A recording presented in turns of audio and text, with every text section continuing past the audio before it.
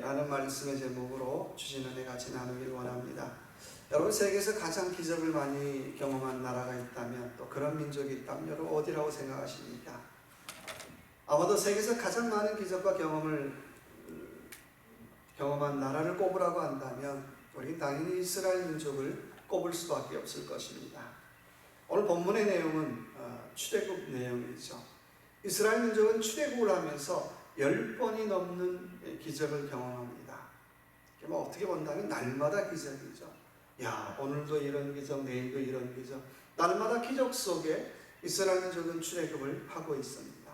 그러던 중에 마라라고 하는 동네에 도착을 하게 돼요. 마라라고 하는 동네의 뜻은 쓰다, 괴롭다 라는 뜻을 가지고 있죠. 마침 그 민족이 목이 말라서 물을 마셨는데 도무지 써서 먹을 수 없었다는 거예요. 그래서 하나님이 이스라엘 민족이 또 모세를 원망하자 하나님께서 그 물을 오늘도 달게 해주셨다라고 하는 거예요. 자, 이런 수많은 기적을 경험한 이스라엘 민족, 그들의 믿음의 상태를 가만히 보면 이런 수많은 기적을 경험했으면 믿음이 점점 성장해야 되잖아요. 믿음이 점점 자라야 되는데 믿음이 성장하기보다는 오히려 원망만 자라고 있더라는 거예요. 그래서 이스라엘 민족은 한마디로 표현한다면 원망 챔피언이죠. 모든 것을 다 원망으로 보는 거예요. 여러분, 모든 것을 다 원망으로 보면요, 모든 게 다 원망스럽죠. 모든 걸 다 원망으로 보면요, 그 원망 속에 은혜를 낳지 못해요. 물론 감사도 낳지 못하고요, 기적도 시비거리가 돼요. 심지어는 하나님 하신 일도 왜 그랬어 하나님, 그리고요 하나님 앞에 시비를 걸더라는 거예요. 오늘 이스라엘 민족이 거는 시비를 봅시다. 우리가 애초에 애굽에서 나오지 않았더라면, 우리가 그 고기가마 그 곁을 떠나지 않았더라면 이런 고생할 필요도 없었고 이런 만나, 이런 기적 경험할 필요도 없었을 텐데라고 하나님을 또다시 원망하는 자리에 빠지고 있더라는 거예요. 그래서 이스라엘 민족의 출애굽의 역사를 가만히 보면 하나님 베푸신 기적에 대한 감사의 역사가 아니고, 그 기적에 대한 찬양의 역사가 아니고 날마다 원망하는 원망의 역사였어요. 매 순간 원망해요. 매 순간 불평해요. 그러니 뭐가 제대로 될까요? 여러분, 저와 여러분의 지난 한 해를 한번 가만히 한번 되돌아봅시다. 나는 어떤 한 해를 보냈습니까? 혹시라도 하나님 앞에 원망의 한 해를 보내지 않으셨습니까? 아니면 감사의 한 해를 보내셨습니까? 나는 원망의 역사를 썼습니까? 아니면 감사의 역사를 썼습니까? 내가 하나님 앞에 원망의 역사를 날마다 쓰면서 내 인생 잘 될 거야, 내 가족 잘 될 거야, 좀 대단한 착각이잖아요. 하나님 앞에 날마다 불평의 역사를 쓰면서 우리 교회 잘 될 거야 라고 얘기한다면 그건 착각이죠. 그렇잖아요. 오늘도 이스라엘 민족은 하나님 앞에 원망의 역사를 쓰고 오늘 엘림이라는 곳에 도착을 해요. 엘림은 말씀 보니까 마라와 신광야 사이에 있어요. 물샘 12이 있고요, 종려나무 70그루가 있어요. 물이 넉넉해요. 나무가 있어요. 그늘이 있어요. 그럼 어떻게 해요? 여기 좀 쭉 다리 펴고 좀 쉬었다 갔으면 좋겠다. 며칠만 여기서 묵었으면 좋겠다. 그리고 쉬었는데요, 바로 하나님께서 어떻게 해요? 다시 한번 기상나팔을 또 불고 계시는 거예요. 자, 가자. 아니, 좀 쉬었다 가도 되는데, 며칠만 좀 쉬었다 가도 되는데, 하나님이 다시 한번 기상나팔을 불고 다시 한번 배낭을 뿌리기 시작을 해요. 다시 이동하기 시작합니다. 이동하면서 여기저기서 또 불평의 소리가 나와요. 원망 챔피언답게. 아버지가 원망의 목소리를 높여요. 엄마도 원망의 목소리를 높여요. 덩달아 자녀들도 원망의 목소리를 높이고 있더라는 거예요. 그러나 여러분, 착각하면 안 되죠. 왜 하나님께서 하필이면 엘림에서 또 기상나팔을 불었을까요? 왜 배낭불이라고 왜 얘기했을까요? 엘림은 이스라엘 민족이 가야 할 최종 목적지가 아니기 때문에 그래요. 최종 목적지를 잃어버리면 안 되기 때문에 그렇죠. 사람은 환경의 동물이죠. 조금만 편안하면요, 내 목적을 잃어버려요. 내가 여기 왜 왔는지, 내가 왜 이곳에 와서 무엇을 해야 되는지 목적을 잃어버리더라는 거예요. 조금만 편하면 하나님의 원함, 하나님의 비전을 다 잊어버리고 내 원함, 내 하고 싶은 대로, 내 뜻대로 내 원함만 자꾸 이루려고 하더라고 하는 것입니다. 그런 이스라엘 민족의 속성을 알기 때문에 오늘 하나님께서 그 민족을 신광야로 인도하고 계세요. 신, 영어로 sin이죠. 잘못하면. 여러분 발음 잘못하면 어떻게 해요? 신광야가 아니라 날마다 죄만 짓는 광야라는 거예요. 그러니까 날마다 하나님 앞에 원망하는 광야를 만나더라는 거예요. 그러나 신광야는 죄를 지을 수 있는 장소이기도 하지만 하나님의 특별한 은혜, 특별한 훈련을 경험할 수 있는 장소라고 하는 것입니다. 예레미야 33장 3절의 말씀에 너는 내게 부르짖으라 나는 내게 응답하겠고 네가 알지 못하는 크고 비밀한 일을 내게 보이리라고 말씀하고 있어요. 예레미야 33장 3절의 말씀에 늘 얘기했던 것처럼 333 어려울 때마다 333 그렇죠. 내가 하나님 앞에 부르짖으면 하나님 내게 들으시고 내가 알지 못하는 크고 비밀한 일을 하나님께서 내게 응답하실 거예요. 911도 중요하지만 333은 더 중요하죠. 하나님 333 어려울 때마다 내가 하나님 앞에 내가 부르짖기를 원합니다. 그러기를 원하셨다는 거예요. 그리고 신광야를 지나는데 333이 아니라 또다시 하나님 앞에 원망해요. 또다시 불평해요. 애굽에서는 먹을 것이 많았는데 애굽에서는 고기라도 먹었는데 애굽에서는 나물이라도 먹었는데 늘 먹을 것이 없다고 불평하고 있더라는 거예요. 종에서 자유자로 살기보다는 오늘도 배부른 돼지로 살기 원하는 이스라엘 민족의 모습을 볼 수 있어요. 자유보다는 노예로 살아도 빵이 좋다는 거예요. 자유보다는 노예로 살아도 고기가 좋다는 거예요. 이스라엘 민족의 뿌리 깊은 노예 근성을 오늘 볼 수가 있습니다. 그래서 3절의 말씀 보니까 이렇게 말씀하죠. 이스라엘 자손이 그들에게 이르되 우리가 애굽 땅에서 고기 가마 곁에 앉아 있던 때와 떡을 배불리 먹던 때에 여호와의 손에 죽었더라면 좋았을 것을 이라고 말씀하고 있어요. 이스라엘 민족이 불렀던 노래는 딱 하나죠. 옛날이야. 옛날이 좋았지 뭐. 그리고 배부를 때가 좋았지. 고기 먹을 때가 좋았지. 신앙은 무슨 신앙. 자유는 무슨 자유. 배부르면 되지 뭐. 옛날이 좋았지라고 하는 노래를 부르고 있습니다. 바로 이런 가슴 아픈 노래를 듣는 하나님께서 오늘 하늘의 문을 열고 계세요. 애굽의 문화, 노예의 문화를 벗고 다시 한번 하나님을 찾는 문화로 바꿔주기 위해서 하늘의 문을 열고 계시더라는 것입니다. 영화 스타게이트가 아니라 헤븐 게이트를 열어주고 계세요. 하늘의 문을 열고 하늘의 은혜를 경험하게 하시더라고 하는 것입니다. 여러분 신앙은 헤븐 게이트가 열리는 경험이 있어야 해요. 이게 하늘이 열리는 은혜구나. 하늘이 열리는 축복이구나. 하늘이 열리는 경험이 있을 때에 우리의 신앙은 성장하더라고 하는 것입니다. 올 한해 우리 교회 표어는 사도행전 11장 16절의 말씀. 주의 손이 함께하는 교회죠. 여러분 주의 손이 함께한다는 게 뭘까요? 다른 거 아니죠. 하늘의 은혜를 맛보는 교회. 하늘의 축복을 맛보는 교회. 하나님 우리의 삶이 정말 하늘의 은혜를 맛보기를 원합니다라고 하는 그런 귀한 고백이 있는 저와 여러분의 삶이 되시길 주님의 이름으로 축원합니다. 자, 첫째는 광야는 4절의 말씀 보니까 그때 여호와께서 모세에게 이르시되 보라 내가 너희를 위하여 하늘에서 양식을 비같이 내리리니 백성이 나가서 일용할 것을 날마다 거둘 것이다 라고 말씀하고 있어요. 첫 번째 광야는 하나님의 은혜가 내리는 자리입니다. 하나님의 은혜가 내리는 자리예요. 신광야, 잘못하면 신광야, 죄 짓는 자리예요. 근데 그 자리는 죄 짓는 자리가 아니라 하나님의 은혜를 맛보는 자리라고 하는 것입니다. 우리가 인생을 살면서 사방으로 다 막히는 경험할 때가 너무너무 많아요. 여기도 안 되고 이것도 안 되고 뭔가 해봐도 안 돼요. 여러분 사방으로 막히면 우리가 해야 될 일이 있다면 이제는 하늘의 은혜를 구하는 일밖에 없다는 거예요. 그때 우리가 할 수 있는 건 하나님 내가 해봐도 안 됩니다. 하나님 이제 열려있는 것은 하늘인데 하나님 내가 하늘의 은혜를 맛보길 원합니다. 오늘 하나님께서 뭐라고 말씀하십니까? 내가 너희를 위하여 하늘에서 식량을 내리니 비같이 내리리라고 말씀하고 있어요.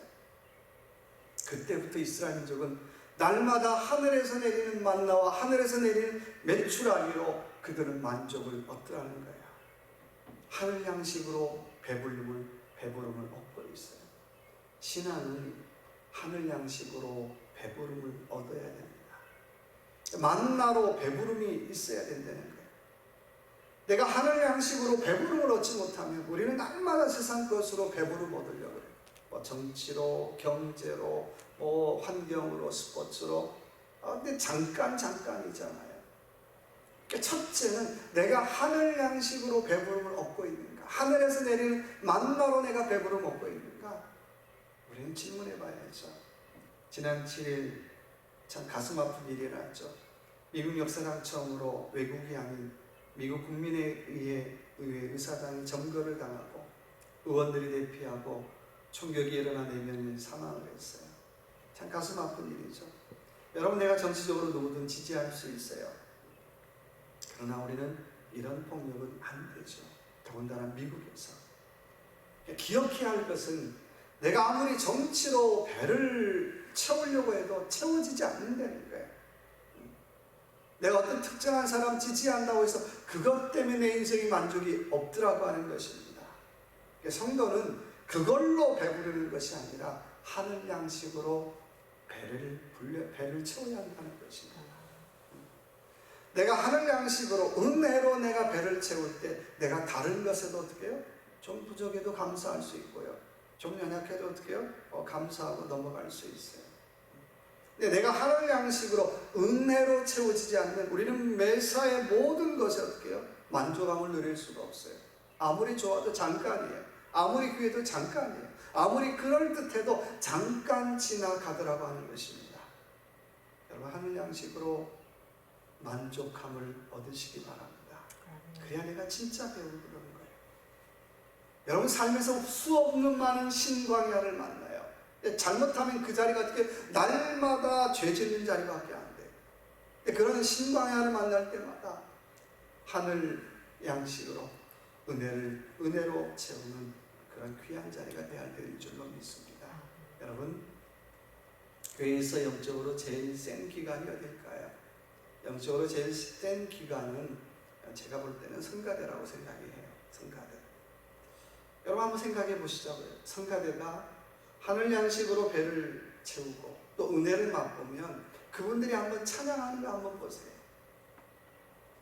박자가 안 맞아도요, 감동이 돼요. 박자가 틀려도 은혜가 돼요. 근데요, 성가대가 은혜를 맛보지 못하면 매주마다 어떻게 해요? 본인도 힘들어요. 그걸 보는 사람들은 어떻게 해요? 더 죽을 맛인 거예요. 그래서 교회 밖에서 시험 들었다가 교회 안에 오면 더 시험 들는 거예요. 그래서 성가대원의 영성이 그만큼 중요한 것입니다. 그래서 늘 얘기하는 것처럼 우리가 어떤 자세로 예배 드리느냐가 참 중요해요. 부탁드립니다. 여러분, 자기 예배만큼은 실패하지 말아요. 남의 예배도 물론 방해하지 말아야 되겠죠.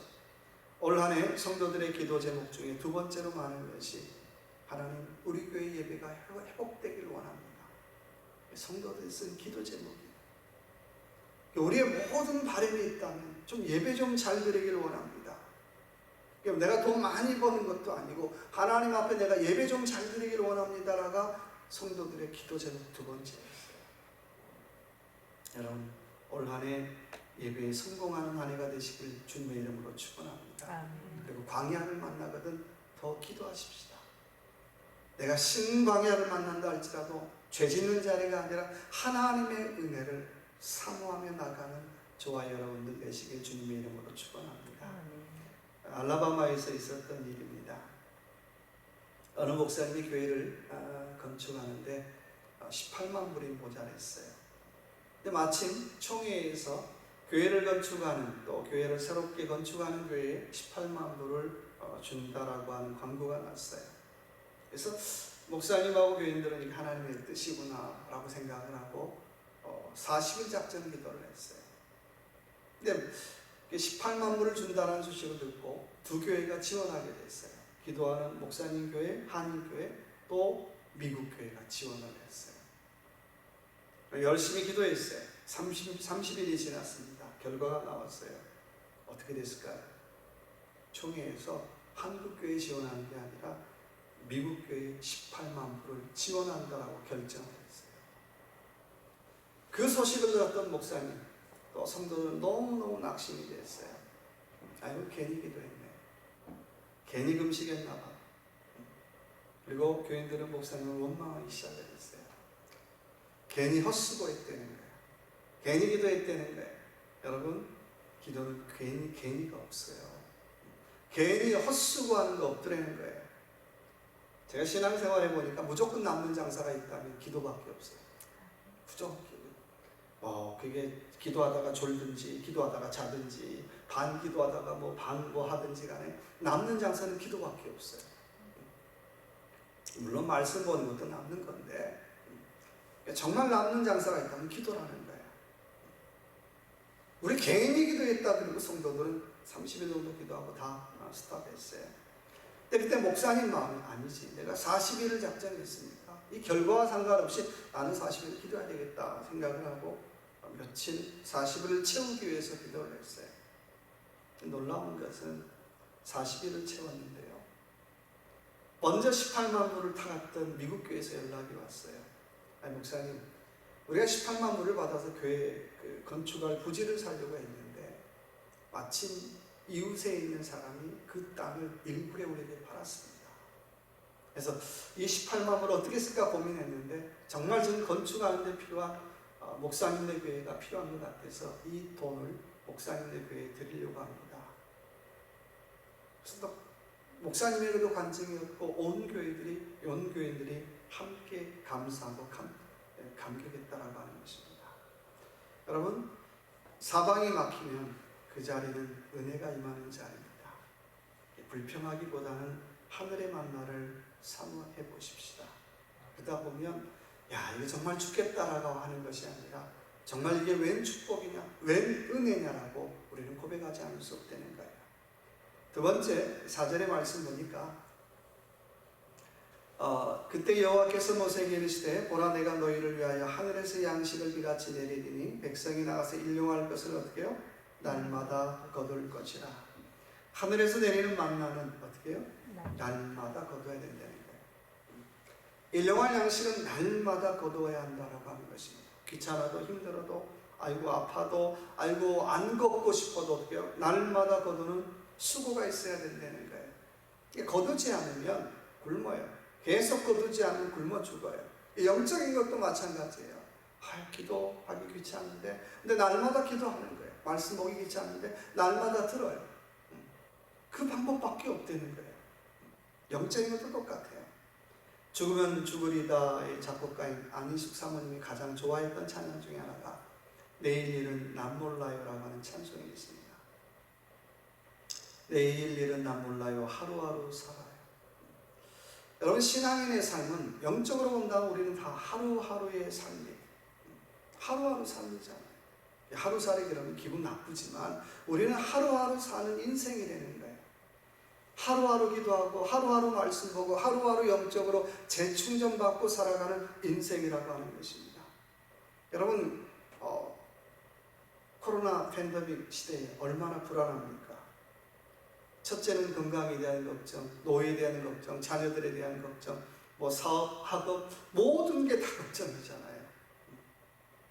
근데 돌아보면 내가 특별히 준비해 놓은 것도 별로 없어요. 여러분, 노후를 위해서 얼마나 준비해 놓으셨나요? 또 자녀들을 위해서 얼마나 준비해 놓으셨나요? 사업장을 위해서요? 우리 별로 준비해 둔 것도 없어요. 이게 참, 우리가 고백하는 말은 내일 일은 난 몰라요. 내일 일은 난 몰라요. 그런데요, 나는 아는 것 하나 있어요. 내가 아는 것 하나는 누가 나를 붙잡고 있는지는 알아요. 누가 내 손을 붙잡고 있는지는 알아요. 누가 내 사업장을 붙잡고 있는지는 알아요. 누가 내 교회를 붙잡고 있는지는 난 알아요. 서태지와 아이들과 함께 난 알아요. 여러분, 만나는 매일매일 먹을 일용할 양식입니다. 일용할 양식은 헬라어로 라크마라고 했어요. 그 말의 뜻은 감동, 감격이라고 얘기했습니다. 다른 말로 우리는 매일매일 하나님이 주시는 감동과 감격을 맛볼 때에 우리는 한 끼 한 끼 하루하루를 살 수 있는 존재라고 하는 것입니다. 그러니까 오늘도 내가 살아갈 힘은 내가 밥 먹어서 사는 게 아니라는 거예요. 하나님이 내게 주시는 감동, 하나님이 다른 사람을 통해서 주시는 감동과 감격을 먹을 때에 내가 오늘도 한 끼를, 오늘도 내가 하루를 살 수 있더라고 하는 것입니다. 여러분, 우리가 교회에 와서 얼마나 내가 감동 주고 살아갑니까? 또 내가 얼마나 감동받고 삽니까? 우리는 맨날 다른 사람들에게 감동만 받으려고 해요. 나 좀 감동 줘봐. 나 감격 좀 시켜봐. 그러고 살지 않느냐는 거예요. 오늘 이은영 집사님께서 자수로 교회 창립 주일 수건을 만들어 오셨어요. 처음 배울 때는 굉장히 서툴렀죠. 근데 이제 보니까 선수가 된 것 같아요. 저 수건을 받는 사람들이 어떨까? 마음이 어떨까? 너무너무 좋아하겠죠. 기념타올 한 장에도 이런 감동이 있어요. 이런 감격이 있어요. 그런 감동과 감격이 내가 한 끼를 버틸 수 있는, 하루를 버틸 수 있는 양식이 되고 있더라고 하는 것입니다. 내가 오늘 식당에 가서 좋은 밥 먹으면 뭐 하겠어요? 이미 정신은 메말라서 다른 사람에게 줄 감동이 없다면, 아니 감동을 줘도 받지 못한다면, 내가 영적으로 메말라서 줄 감동도 없다면, 받지도 못한다면 얼마나 참 가슴 아픕니까? 여러분 스스로에게 한번 질문해 보시면 좋을 것 같아요. 내가 신앙생활하면서 교회에서 얼마나 내가 다른 사람들에게 감동을 준 적이 있는가? 감격시킨 적이 있는가? 하나님은 고사하고 내가 사람들에게 얼마나 감동시킨 적이 있는가? 얼마나 감격시킨 적이 있는가? 아니면 맨날 열불나게 한 적만 많지 않는가? 그런 질문을 한번 해보고 올 한 해 정말 사람들을, 성도들을 감동시키는 저와 여러분의 삶이 되시길 주님의 이름으로 축원합니다. 세 번째는 오늘 16절, 18절 한번 볼까요? 뒤로 넘어가시군요. 18절의 말씀 보니까 오멜로 되어 본 중 많이 거둔 자도 남음이 없고 적게 거둔 자도 부족함이 없이 각 사람은 먹을 만큼만 거두었더라. 세 번째는 만나로 만족함을 누리라고 하는 것입니다. 오늘 말씀 보니까 부지런한 사람은 엄청나게 많이 거뒀어요. 조금 늦게 나간 사람은 대충 거뒀어요. 그러면 어떻게 많이 거둔 사람은 그냥 배 터지게 먹고요. 부족한 사람은 부족해야 되잖아요. 근데 저울에 달아보니까 어떻게 해요? 많이 거둔 사람도 모자람이 없고 적게 거둔 사람도 모자람이 없고 어떻게? 평균이더라고 하는 거예요. 한 오멜씩 코카콜라 2리터짜리 한 병 정도 양인데 거두었는데 어떤 사람은 많이 거두었는데 되어보니까 어떻게 비슷하다는 거예요. 많이 거둔 자도 넘치지 않고 적게 거둔 자도 모자라지 않았다라고 하는 것입니다. 여러분, 이게 신앙의 신비죠. 여러분, 은혜는 나누면 나눌수록 모자란 것이 아니라 부족함이 없는 거예요. 내가 내 것을 나눴는데 이거 손해일 것 같아. 근데 가만히 한번 따져보시면요, 하나님의 저울에 달아보면요 부족함이 없더라고 하는 것입니다. 그래서 너무 인생 살면서요 막 내 것 욕심부리고 살지 말라는 거예요. 이유는 이렇게 사나 어떻게 해요? 하나님의 저울에 달면 어떻게 해요? 비슷해요. 저 사람은 막 퍼주는 것 같은데 어떻게 해요? 막 이렇게 사는 나하고 어떻게 해요? 이분이 되는 거예요. 신비잖아요.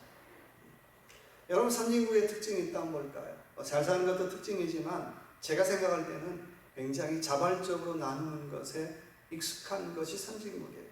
소위 말해서 도네이션을 굉장히 하잖아요. 한국도 잘 살긴 하는데 미국만큼 아니잖아요. 미국 굉장히 도네이션 많이 하잖아요. 억지로 아니고 자발적으로 나누는 거예요. 근데 가난한 나라로 가면 갈수록 어떻습니까? 자발적으로 나누는데 익숙하지 않아요. 인색하죠.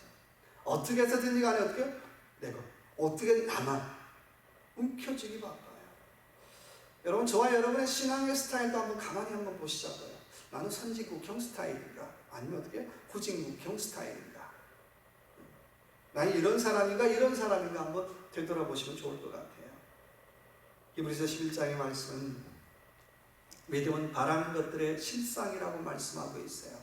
실상이라는 말은 한 번 더 그 뜻을 보면 바쳐준다라고 하는 뜻을 가지고 있어요. 여러분, 오늘 저와 여러분을 바치고 있는 것이 무엇입니까? 저와 여러분을 받쳐주고 있는 것이 뭐냐는 거예요. 우리 사업장 받쳐주고 있는 것이 무엇입니까? 너 내 가정, 직장, 교회 받쳐주고 있는 것이 무엇이냐는 것입니다. 믿음이 내 인생을, 내 삶을 받쳐주지 않으면 나는 설 수 없다는 거예요. 우리 교회 표가 주의 손이 함께하는 교회라고 했는데, 주의 손이 함께하는 교회라면 주님이 받쳐주시는 교회가 돼야 줄로 믿습니다. 그거밖에 없잖아요. 하나님, 우리 교회가 잘하는지 못하는지 모르겠는데 하나님 좀 받쳐주세요. 나는 너무나 약해서 나는 바칠 수가 없어요. 하나님 좀 우리 교회 좀 받쳐주세요. 하나님 우리 가정 좀 받쳐주세요. 하나님 우리 사업장 좀 받쳐주세요. 우리 직장 좀 받쳐주세요. 그렇게 하나님께서 받쳐주시면 우리는 그때야 하나님께서 하라고 하시는 일을 우리는 감당할 수 있더라고 하는 거예요. 요즘 뉴스에서 16개월 된 정인이 때문에 온 나라가 시끄럽죠.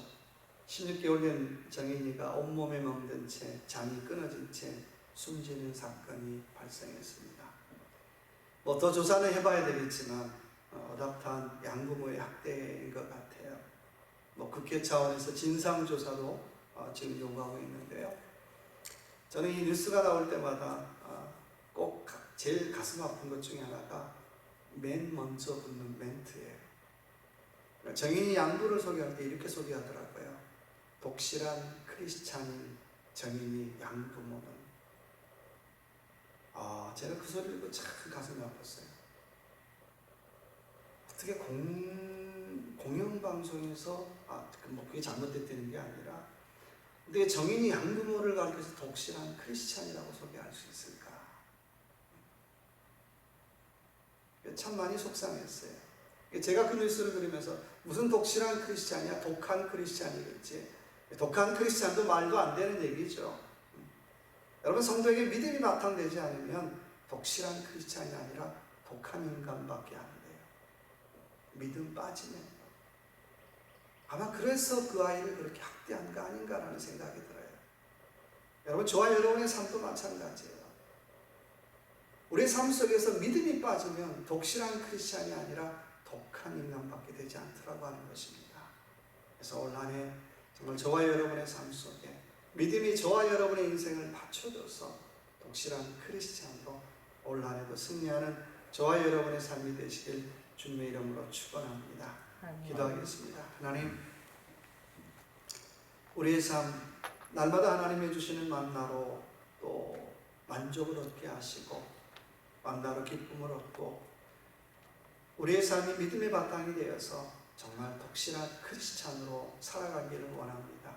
세상 사람들의 눈에 믿음 빠진 독한 인간으로 비춰지지 않게 하시고 믿음이 있는 독실한 크리스찬으로 올 한 해, 아니 이 한 해도 또 승리할 수 있는 귀한 우리의 삶이 될 수 있도록 은혜 베풀어 주시옵소서. 함께하여 주실 걸 믿고 예수님 이름으로 간절히 기도드립니다. 아멘. 이제 우리 다 일어나셔서 선한 능력으로 찬양하겠습니다.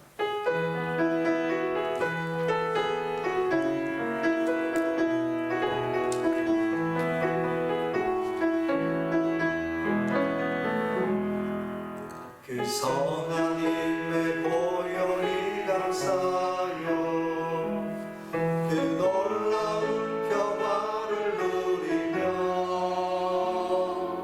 나 그대들과 함께 걸어가네 나